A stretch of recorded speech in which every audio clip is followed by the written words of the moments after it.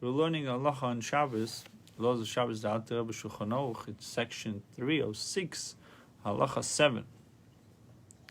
So we mentioned previously about if you need to get something on Shabbos, your neighbor is, let's say your neighbor owns a store and owns a supermarket, and you want to get something from his store on Shabbos. Obviously, the store is closed, but you can come to him and ask them for what you need. Just don't mention money. Right? That was the last part. You should not, however, mention the maximum cost of the purchase. You should not tell the person he's sending a price that he may not exceed. Such a statement made is solely to save himself money, and that is not necessary for the fulfillment of the mitzvah. Similarly, you should not make an accounting of money to tell him go to so and so, to whom I owe this and this amount, and purchase what is required for this mitzvah for him, and then I will owe him this amount. You're not allowed to calculating this sum is not necessary for the mitzvah.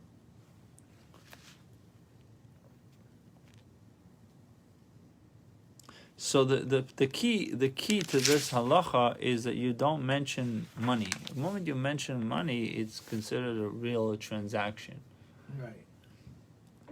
So all the above applies when one sends the other person to make the purchase on Saturday night.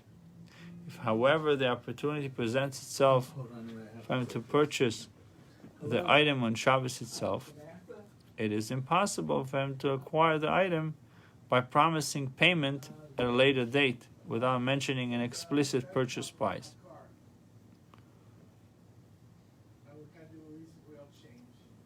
He is forbidden to purchase the article.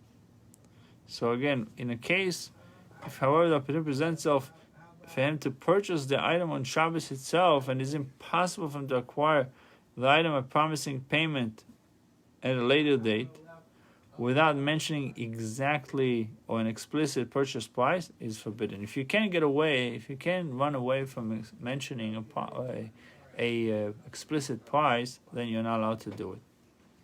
So this stringency applies even in a situation where it will be impossible to find the article necessary for a mitzvah. Even if you wouldn't be able to find it afterwards, it is available only on Shabbos.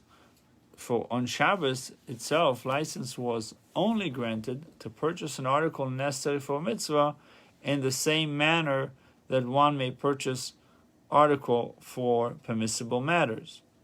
Only when payment will be made later, with no mention made of money, a specific measure, the total number of articles, or the sum of money owed, any kind of numbers, accountings on Shabbos would be a problem.